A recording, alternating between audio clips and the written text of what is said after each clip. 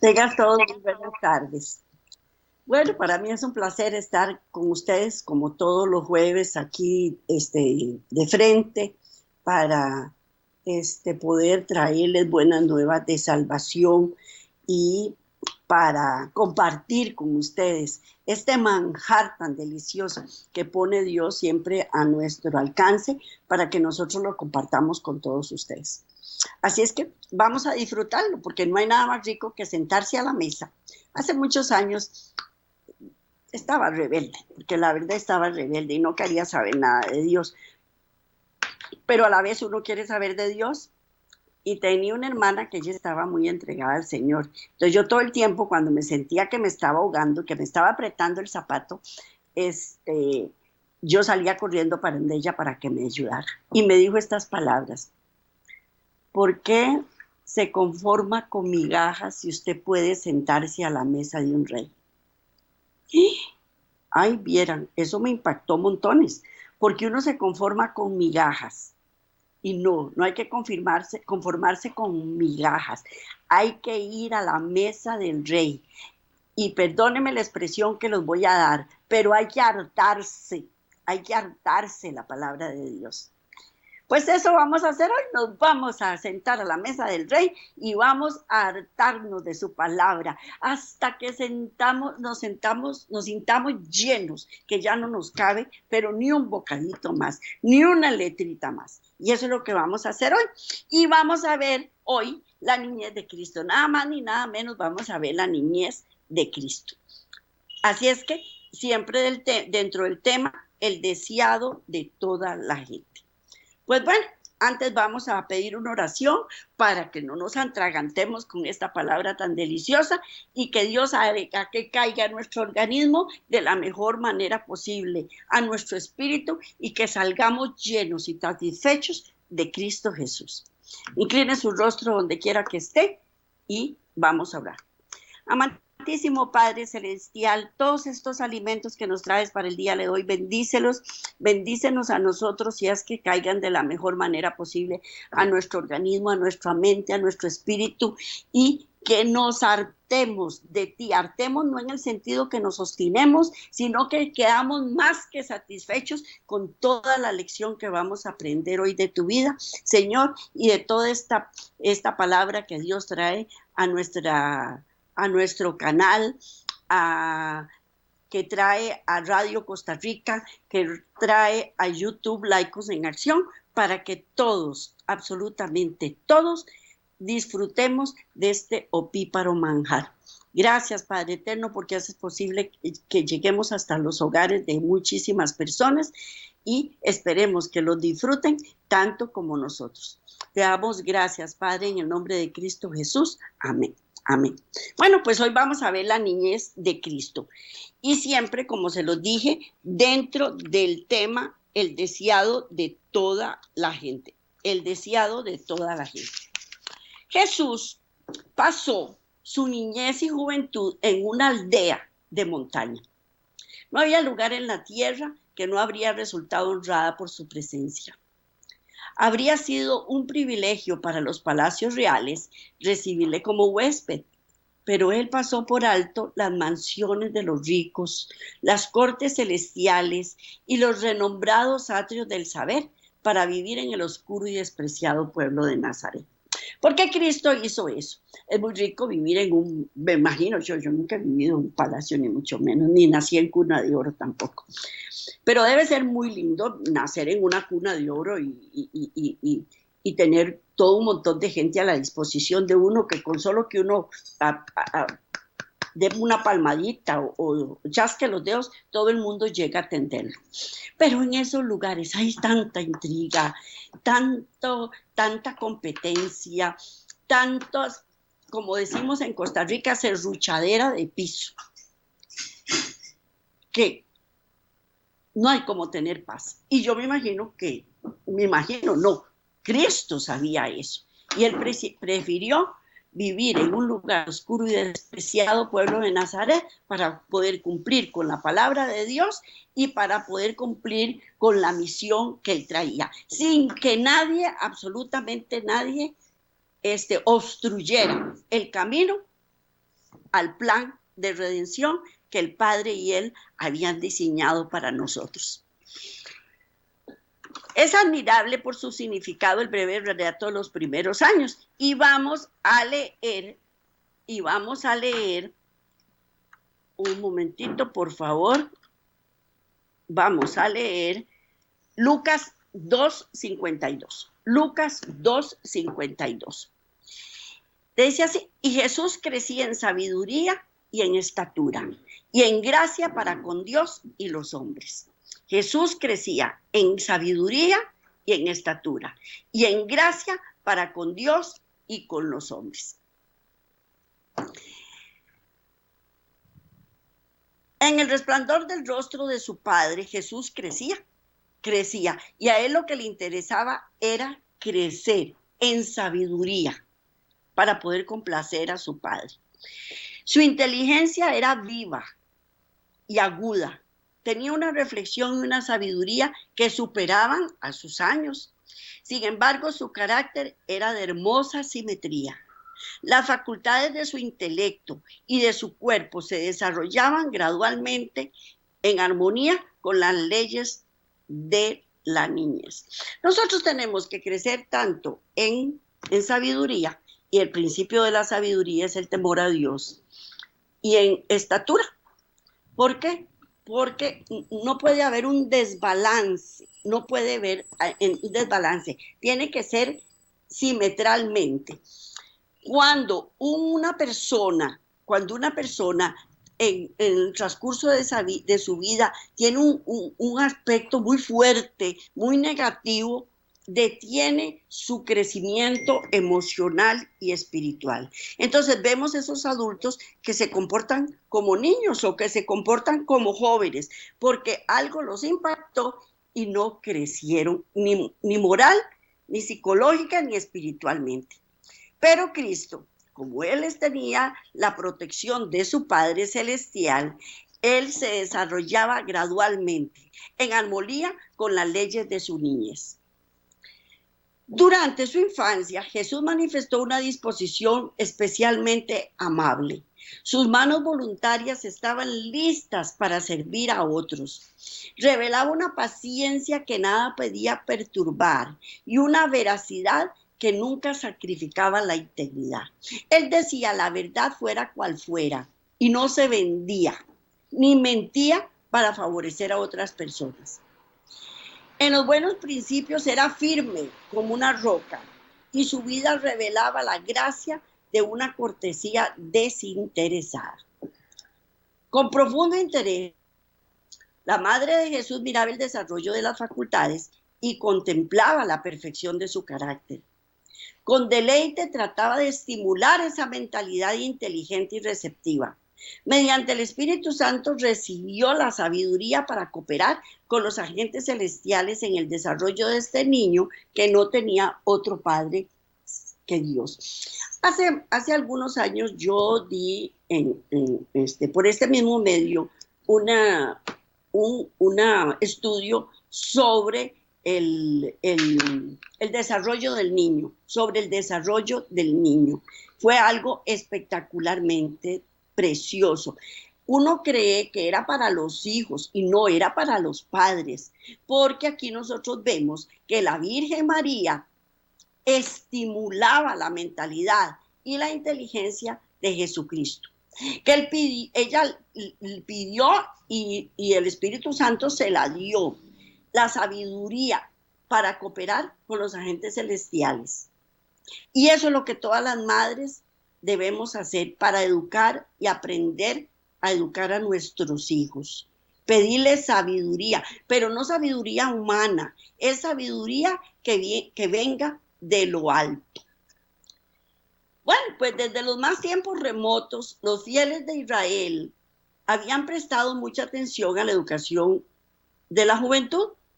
El Señor había indicado que desde la más tierna infancia debía enseñarse a los niños la bondad y la grandeza, especialmente en la forma en que se revelaban en la ley divina y en la historia de Israel. Los cantos, las oraciones, las lecciones de las escrituras debían adaptarse a los intelectos en desarrollo. Los padres debían enseñar a sus hijos que la ley de Dios es una expresión del carácter de Dios, porque nosotros eso nos olvidamos, que la ley de Dios es el carácter de Dios, es la forma de ser de Dios. Y que al recibir los principios de la ley en el corazón, la imagen de Dios se graba en la mente y en el alma, sobre todo en los niños. Los niños son como esponjitas, ellos aprenden constantemente. Y lo que uno le enseña a los niños en la tierna infancia, nunca se van a olvidar de él, porque la misma palabra de Dios lo dice: instruye al niño en su camino y nunca se apartará de él. Gran parte de esa enseñanza que se recibía en ese tiempo era oral, pero los jóvenes aprendían también a leer los escritos hebreos y podían estudiar los pergaminos del Antiguo Testamento. Y esos escritos estaban a la disposición para que todos pudieran aprenderlo. En los días de Cristo, el pueblo o la ciudad que no hacía provisión para la instrucción religiosa de los jóvenes se consideraba bajo la maldición de Dios. Y eso lo vemos en la actualidad. Los padres nos hemos olvidado de instruir al niño de acuerdo a la palabra de Dios. Y hay que ver cómo está la juventud desbocada. Está desbocada. Ellos no atienden leyes, no hacen acato a la autoridad, no saben dominar sus impulsos, no respetan a nada ni a nadie. Sin embargo, la enseñanza había llegado a ser muy formal, formalista, demasiado, y la tradición había suplantado en gran medida las escrituras. Y la verdadera educación debía inducir a los jóvenes a que busquen a Dios, si en alguna manera puedan hallarlo. Y vamos a leer Hechos 17, 27. Hechos 17, 27. Dice: para que busquen a Dios, si en alguna manera, palpando, puedan hallarle, aunque ciertamente no está lejos de cada uno de nosotros. Repito, para que busquen a Dios, si en alguna manera, palpando, aun puedan hallarle, aunque ciertamente no está lejos de cada uno de nosotros. Eso no está lejos de cada uno de nosotros. La Biblia está a disposición de todo el mundo. ¿Por qué no le enseñamos a nuestros hijos? Porque ni siquiera la sabemos. Ni siquiera la sabemos. ¿Y qué es lo que pasa? Que los niños, los jóvenes, están desbocados. Pero los maestros judíos dedicaban su atención al ceremonial. En ese momento, toda la atención de ellos era en la ceremonia propiamente. Llenaban las mentes de asuntos inútiles para el estudiante, que no podían ser reconocidos en la escuela superior del cielo. La experiencia que se obtiene por una aceptación personal de la palabra de Dios no tenía cabida en su sistema educativo. porque ellos estaban nada más a enseñarles los rituales que ellos hacían, y de dicho sea de paso, eran muy ostentosos, eran demasiado ostentosos. El vestuario, los artículos que habían en el templo, todo era demasiado llamativo. Y eso era lo que ellos se dedicaron a enseñarle a los jóvenes. Estaban absortos en las ceremonias externas. Los alumnos no encontraban tiempo para pasar horas de quietud con Dios. No oían su voz que hablaba al corazón. En su búsqueda de conocimiento se apartaban de la fuente de sabiduría. Los grandes hechos esenciales del servicio de Dios eran descuidados.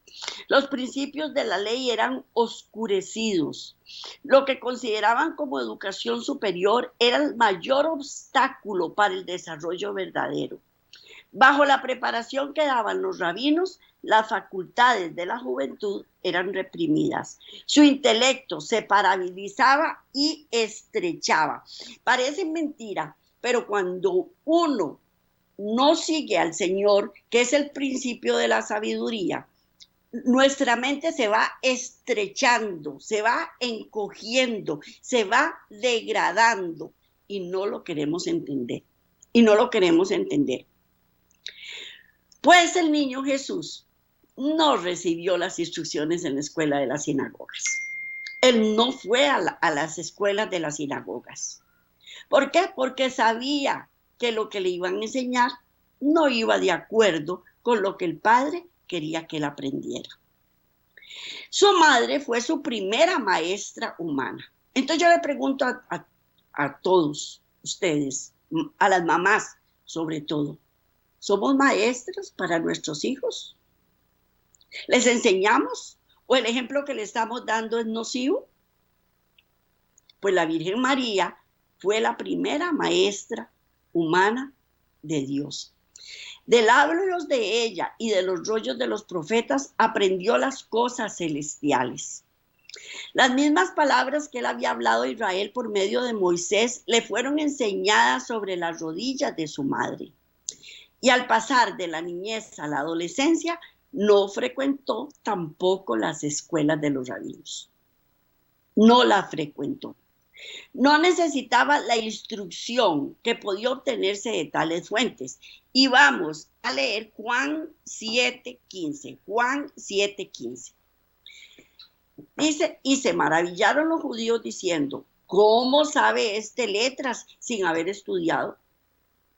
Porque los rabinos, cuando él llegó al templo y se dieron cuenta todo lo que aprendí, lo que sabía, dijeron, pero ¿de dónde saca todo este aprendizaje? Si él nunca fue a ninguna escuela de nosotros, porque ellos eran los únicos supuestamente capaces de enseñar sobre estos asuntos.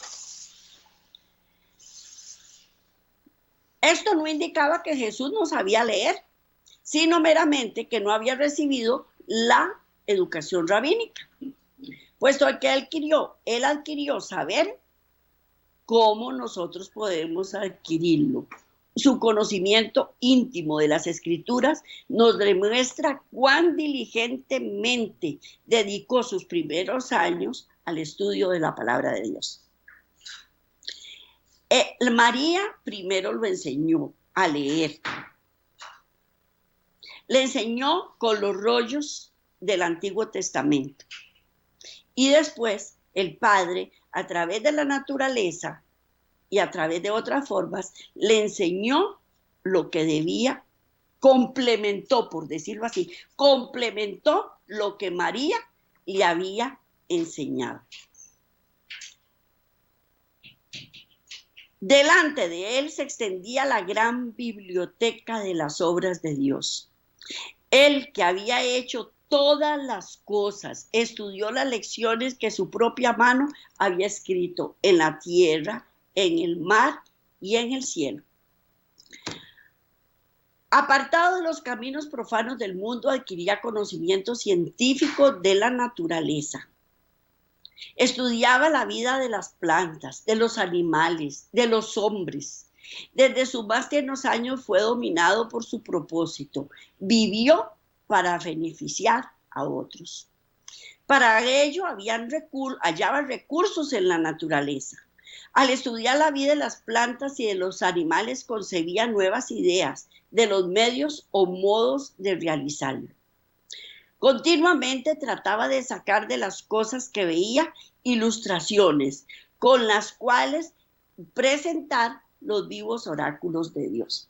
Nada más imagínese, si él fue el que crió todas las cosas, ¿qué conocimiento podía tener de lo que estaba sucediendo? Por ejemplo, al incubarse un pollito en un huevo, al germinar una semilla en la tierra, al dar a luz un ternero, una vaca, un cabrito, una oveja. Todo él lo sabía, desde lo más profundo, no como nosotros, que ya vemos que el animalito está encinta, está preñada, la hembrita, y que después ya va a nacer. Pero todo lo demás, todo el proceso de formación del bebé o de la criatura, no lo sabemos. Bueno, ahora por lo menos se sabe un poquitito más a través del ultrasonido y vemos cómo se van desarrollando los niños en el vientre de su madre o un animalito en el vientre de su madre. Pero en ese tiempo no había nada de eso. Pero él sí lo sabía. Él sí lo sabía. ¿Por qué? Porque él los había hecho. Y continuamente trataba de sacar de las cosas que veía ilustraciones. Las parábolas mediante las cuales durante su ministerio le gustaba enseñar sus lecciones de verdad demuestran cuán abierto estaba su espíritu a la influencia de la naturaleza y cómo había obtenido enseñanzas espirituales de las cosas que le rodeaban en la vida diaria. Así se revelaba a Jesús el significado de la palabra y de las obras de Dios. Mientras trataba de comprender la razón de las cosas que veía, le acompañaban los seres celestiales y se gozaba cultivando santos pensamientos y comuniones. Porque entre más unidos estemos al Señor, mejores pensamientos y comunión tenemos con Él. Desde el primer destello de la inteligencia, estuvo constantemente creciendo en gracia espiritual y conocimiento de la verdad, pero la verdad pura, sin ser contaminada. Y los rabinos estaban contaminados. Entonces él sabía que no podía ir a recibir enseñanza de los rabinos, porque le iban a dar una doctrina de error. Entonces prefirió adquirir la palabra, la sabiduría con la palabra de Dios, con los escritos que él mismo había dictado. Todo niño en la actualidad puede aprender como Jesús. Mientras tratemos de familiarizarnos con nuestro Padre Celestial mediante su palabra, los ángeles se nos acercarán, nuestro intelecto se fortalecerá y se elevará y refinará. Llegaremos a ser más semejantes a nuestro Salvador. Y mientras contemplemos la hermosura y grandiosidad de la naturaleza, nuestros afectos se elevarán a Dios. Mientras el espíritu se prosterna asombrado, el alma se vigoriza, poniéndose en contacto con el Ser Infinito mediante sus obras. El alimento físico nos sirve para desarrollar nuestro cuerpo, para que nuestro cuerpo esté fuerte, vigoroso.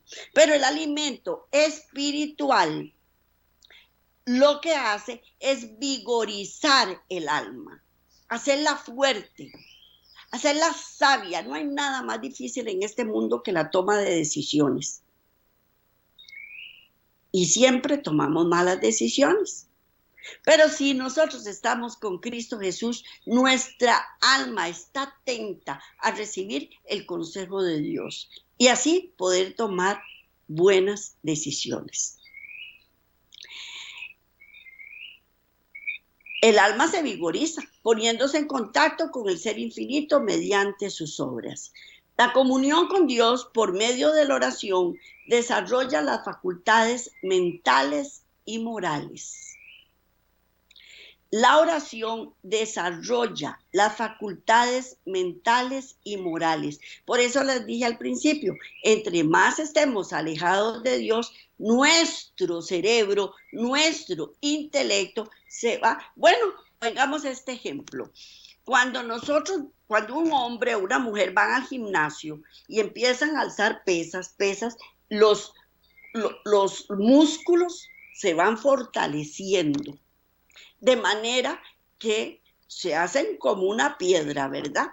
Pues si nosotros desarrollamos las facultades mentales y morales, las espirituales se fortalecen y los pensamientos también. Y estamos en armonía con Dios. Así estamos en armonía con Dios. Mientras era niño, penaba y hablaba como niño, pero ningún vestigio de pecado. Mancilló la imagen, ningún vestigio de pecado mancilló la imagen de Dios en él. Sin embargo, no estuvo exento de tentación. Y vamos a leer Juan 1:46. Cuando Natanael dice, ¿de Nazaret puede salir algo bueno?, le dijo a Felipe, ven y ve. Porque Nazaret era una ciudad muy contaminada. Y de ahí difícilmente iba a salir nada bueno. Entonces, cuando ellos vieron que Jesús procedía de Nazaret, preguntaron, ¿de ahí puede salir algo bueno? Y Felipe le dijo, ven y ve. ¿A quién se lo dijo? A Natanael. Y esto nos demuestra la poca estima en que se le tenía generalmente. Jesús fue colocado donde su carácter iba a ser probado. Muchas veces nosotros entramos en desventaja y tenemos, por ejemplo, hay estudiantes que están acostumbrados a ir a un colegio pago y de un momento a otro los papás entraron en un bache de esos que tenemos los papás a veces y ya no podemos seguir pagando las colegiaturas de nuestros hijos y tienen que ir a un colegio en donde hay más contaminación. Y los muchachos sufren y uno sufre, porque uno no quiere que los hijos se contaminen. Pero en ese momento, Cristo, Dios, está probando su carácter. Pues por eso fue que Cristo fue a vivir a Nazaret, porque ahí su carácter iba a ser probado. Y era necesario estar constantemente en guardia a fin de conservar su pureza. Estuvo sujeto a todos los conflictos que nosotros tenemos que arrostrar a fin de sernos un ejemplo en la niñez, la adolescencia y la edad adulta. Porque Él nos sirve de ejemplo en cualquier edad que él estuvo. Si es cuando uno está educando a los niños, en la niñez. A los adolescentes hay que educarlos de acuerdo a Cristo. Y en edad adulta, con muchísimo más razón. Y ahí tenemos el ejemplo de Él. Y tenemos grandes conflictos, porque la vida nos presenta grandes conflictos. Por otra parte, Satanás fue incansable en esfuerzos por vencer al niño de Nazaret. Desde sus primeros años, Jesús fue guardado por los ángeles celestiales. Sin embargo, su vida fue una larga lucha contra las potestades de las tinieblas. El que hubiera en la tierra una vida libre de la contaminación del mal era algo que ofendía y dejaba perplejo al príncipe de las tinieblas. No dejó sin probar medio alguno para entrampar a Jesús. Ningún hijo de la humanidad tendrá que llevar una vida santa en medio de tan fiero conflicto con las tentaciones como nuestro Salvador.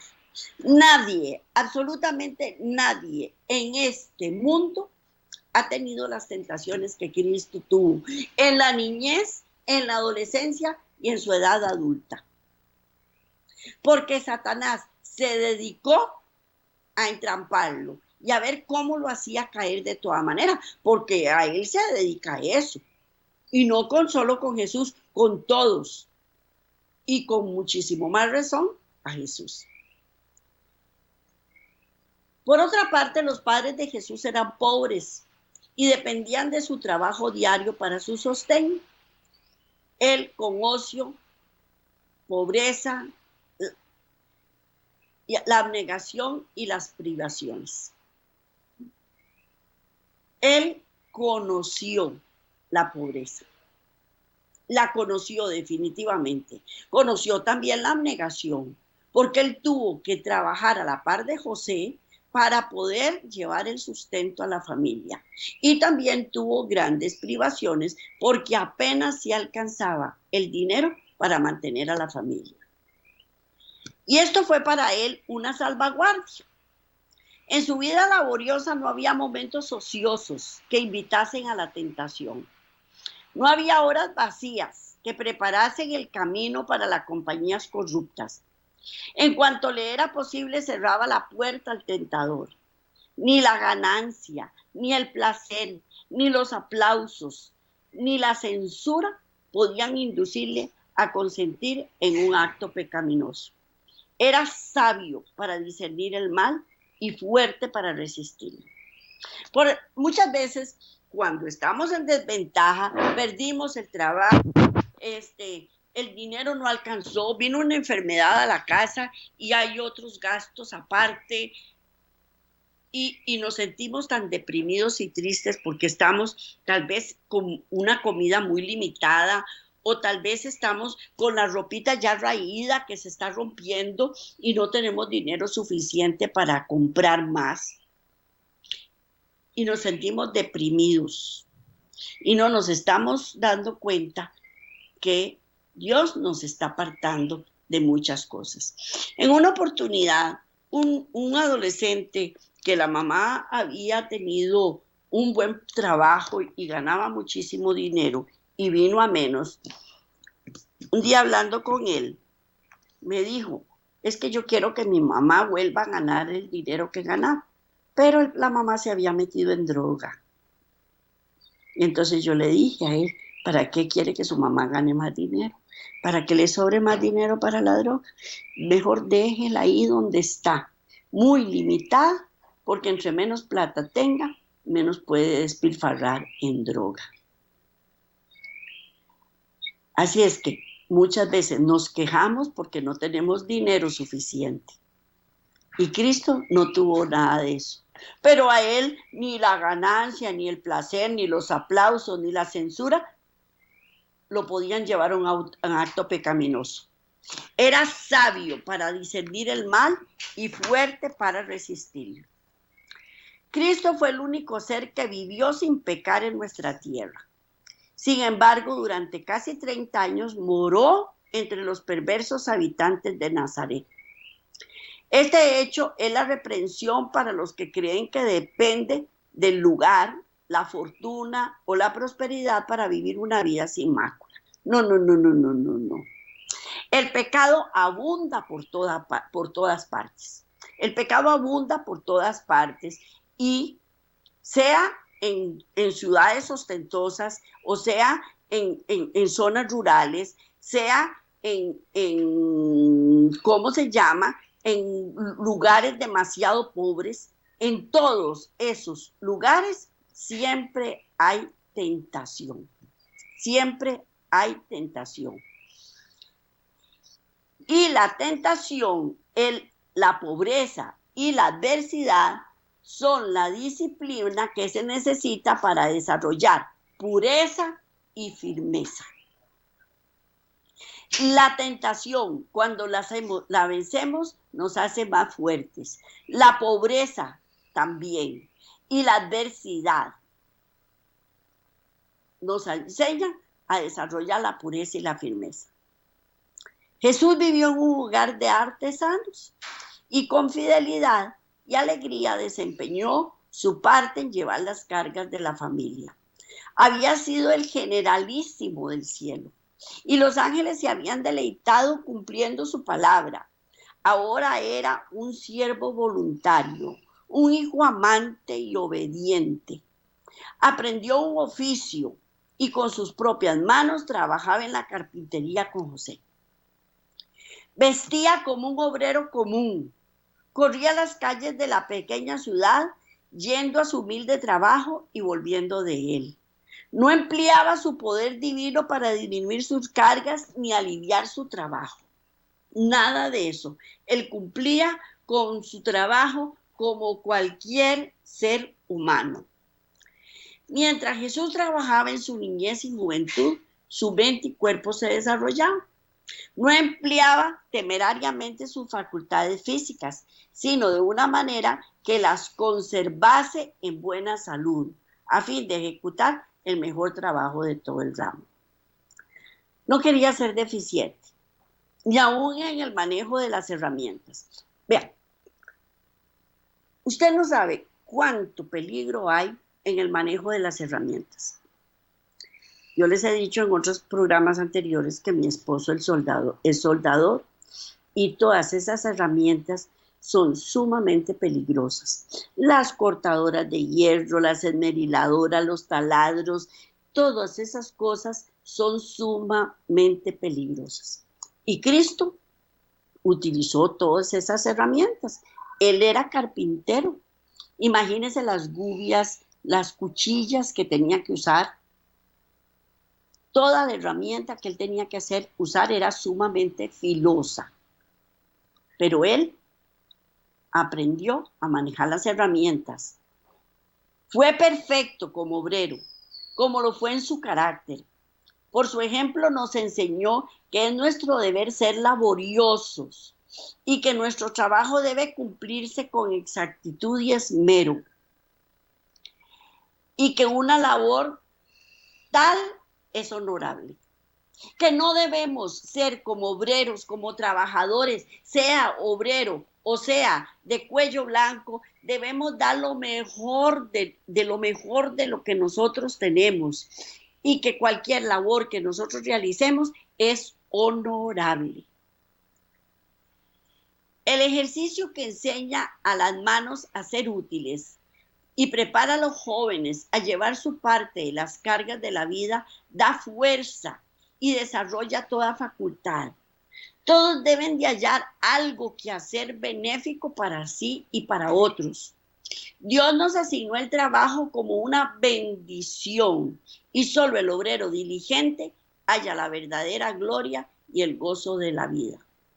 La aprobación de Dios descansa con amante seguridad sobre los niños y jóvenes que alegremente asumen su parte en los deberes de la familia y comparten la carga de sus padres. Los tales, al salir del hogar, serán miembros útiles a la sociedad. Debemos enseñar a nuestros hijos a ser laboriosos, a no perder el tiempo, a estar ocupados, a cumplir con sus deberes de acuerdo a la edad que les corresponde. Es muy importante. Es que yo no quiero que mi hijo pase lo que yo pasé, porque a mí me tocó ir a jalar leña y a mí me tocó ir a vender lotería y yo no quiero que ellos... No. Yo no estoy diciendo que tiene que ponerlo a hacer lo que usted hacía, pero hay muchas cosas que los niños pueden colaborar y los jóvenes también pueden colaborar. Durante toda su vida terrenal, Jesús trabajó con fervor y constancia. Después que hubo entrado en su ministerio, vamos a ver qué dijo. Vamos a leer Isaías 42:1. Isaías 42:1 que dice aquí: He aquí mi siervo, yo le sostendré, mi escogido, en quien mi alma tiene contentamiento. He puesto sobre él mi espíritu y él traerá justicia a las naciones.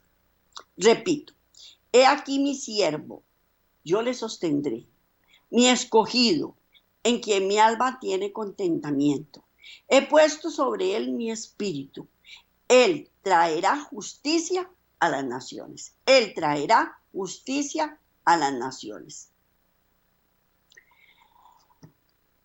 Después que hubo entrado en su ministerio, él dijo, me conviene obrar las obras del que me envió, entre tanto que dure el día. La noche viene y cuando nadie puede obrar.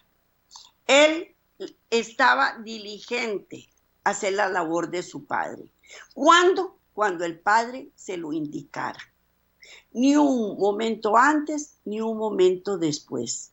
Él nada más estaba esperando la orden de su padre para poder empezar la obra que él había venido a realizar a este mundo.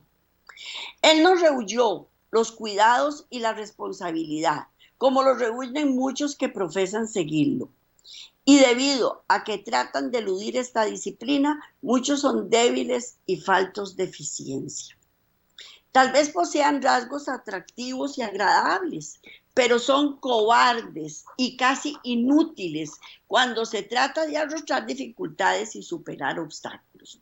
Cuando hay obstáculos y uno no está preparado, uno se desborona. Uno se desborona y no sabe ni para dónde agarrar. Pero cuando, como les dije, cuando uno entrena para esos momentos, no hay quien lo moleste.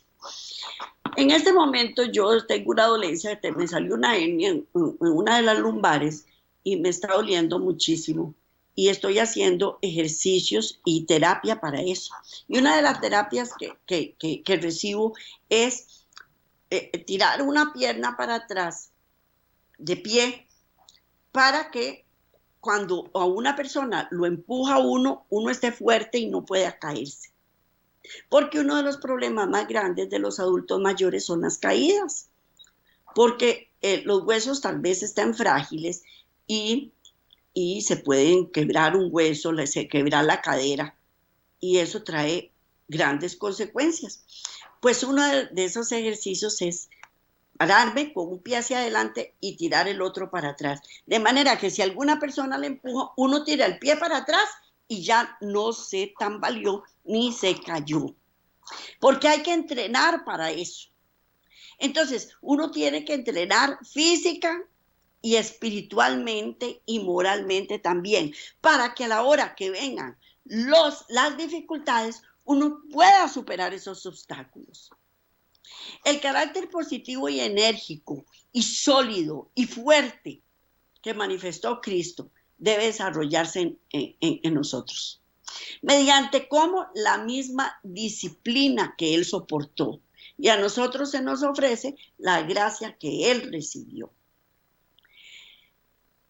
Mientras vivió entre los hombres, nuestro Salvador compartió la suerte de los pobres.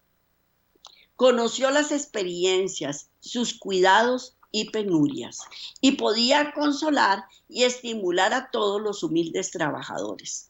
Los que tienen un verdadero concepto de la enseñanza de su vida no creerán nunca que deba hacerse distinción entre las clases, que los ricos han de ser honrados más que los pobres dignos.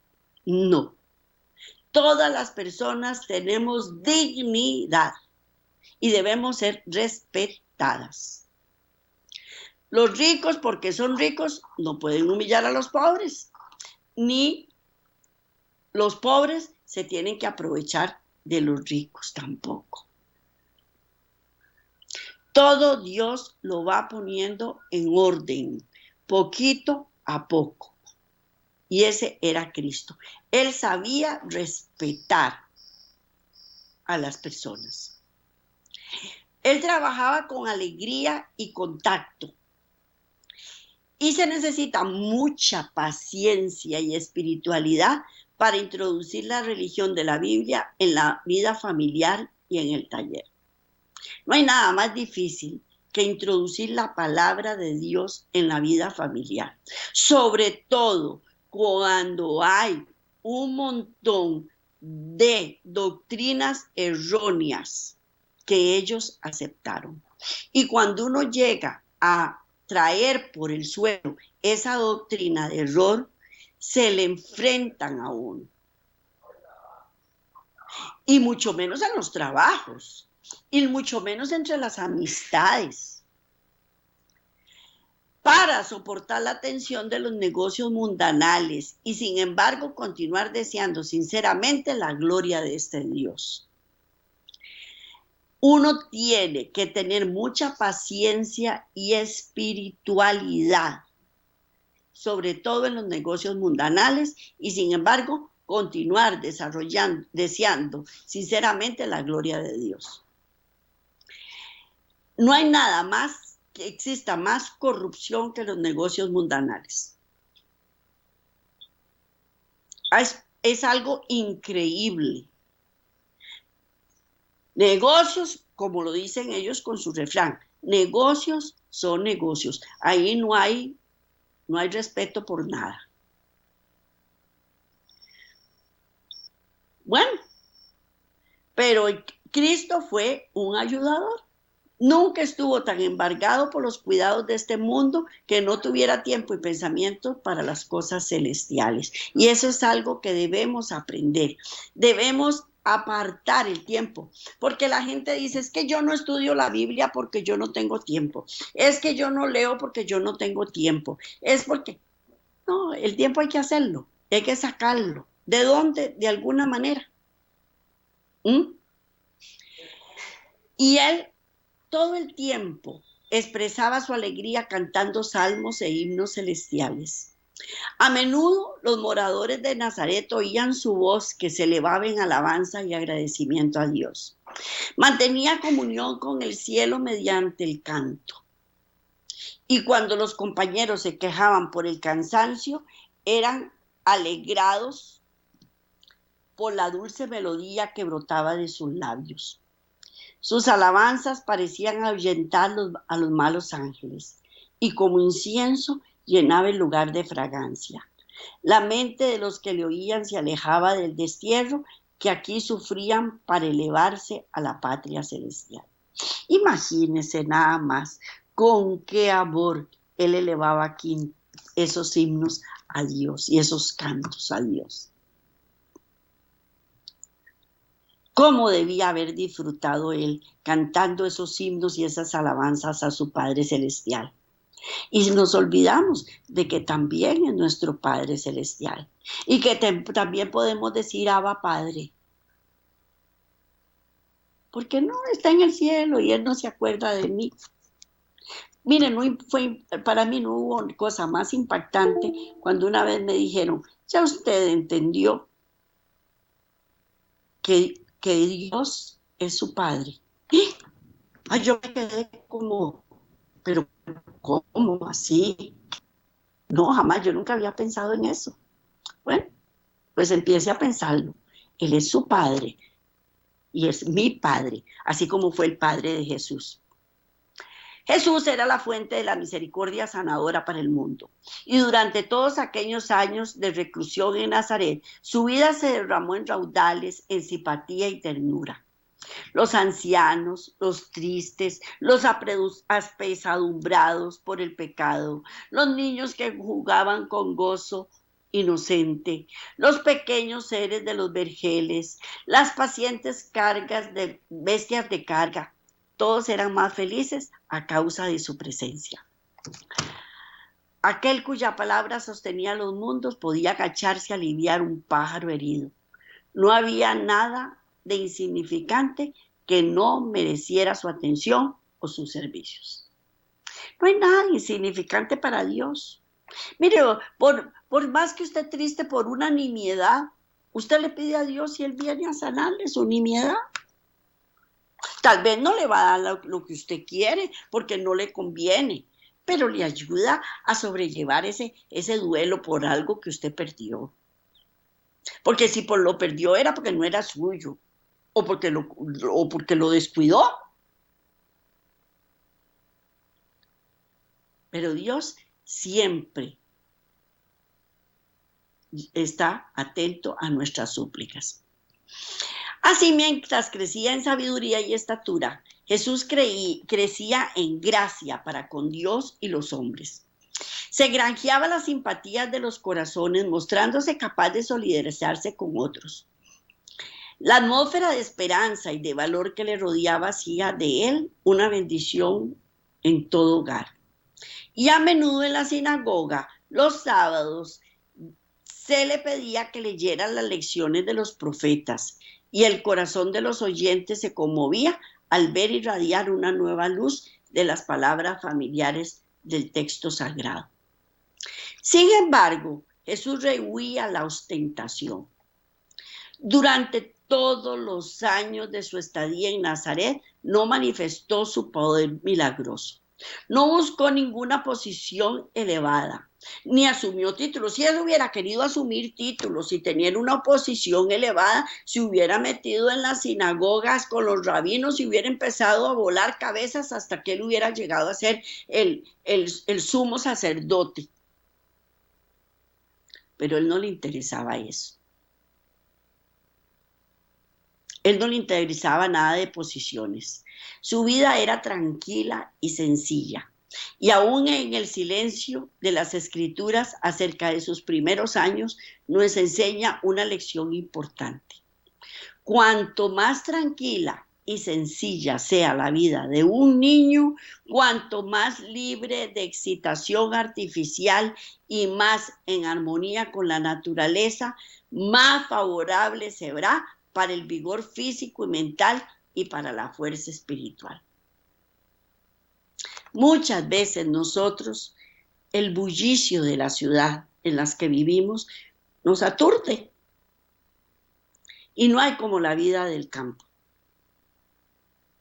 Estar en contacto con los animales, con las plantas, el silencio del campo, en donde usted va a dormir y duerme 4 o 5 horas y siente que durmió 8 o 10 horas, del silencio tan grande que hay, la oscuridad de la noche te hace descansar. El olor a la hierba seca o a la tierra húmeda de las zonas rurales es increíble. El olor a hojarasca seca, es un olor, ¿cómo se llama? Característico. El ruido de un río es tranquilizante. Pues eso es lo que tenemos que darle a nuestros niños. Y entre más tranquila y sencilla sea la vida, tendrá más valor físico y mental. Jesús es nuestro ejemplo.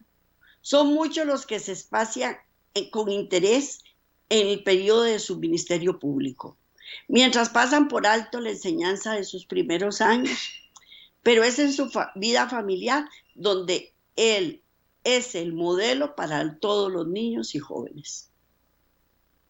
Es en el hogar donde se forma un niño. Los niños no se pierden en la calle, los niños se pierden en el hogar. Ahí es donde se pierden, con enseñanzas que no son tan buenas. Y entonces cuando ellos salen a la calle, no están preparados para soportar la tentación de la calle. Ellos no están preparados.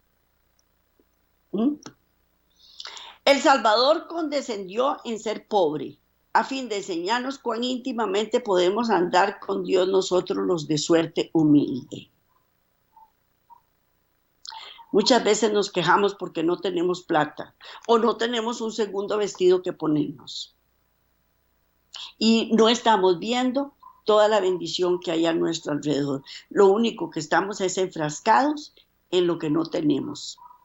Muchas veces tenemos demasiado, pero no tengo aquel par de zapatos tan preciosos que vi en la tienda ayer y yo me los quiero comprar y entonces ya pierdo toda la alegría, pierdo todo, porque no los tengo y yo los quiero tener.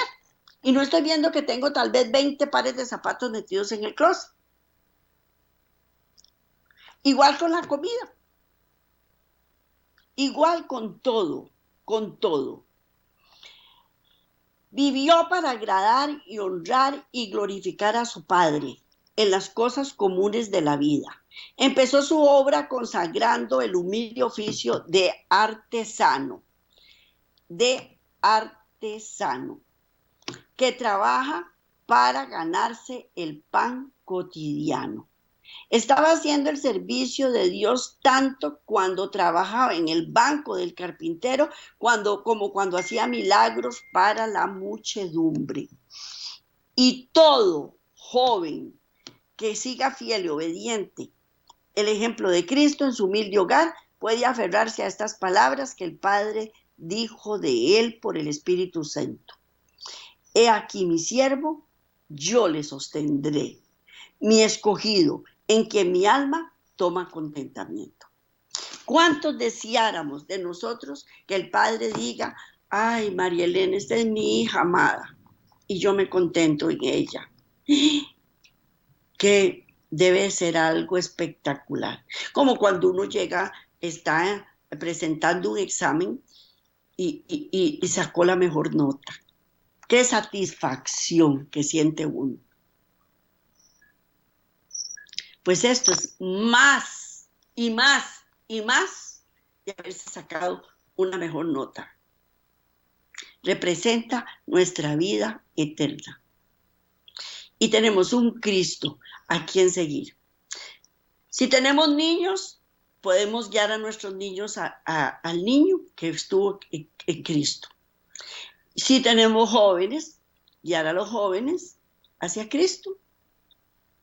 Y si somos adultos, guiarnos. Cuando el trabajo nos oprima, cuando tenemos mucho que hacer, pensemos en Él, con cuánta alegría trabajaba para los demás, para su familia.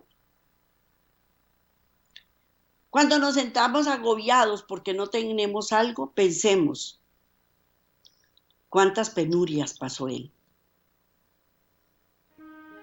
Cuando nos sentamos tristes y desamparados, elevemos un canto y una plegaria al Señor. Pues este es el programa que les traía para hoy. Me ha complacido mucho dárselos, espero que lo hayan disfrutado tanto como yo. Bendiciones y nos vemos la semana, si Dios quiere. Un abrazo a distancia.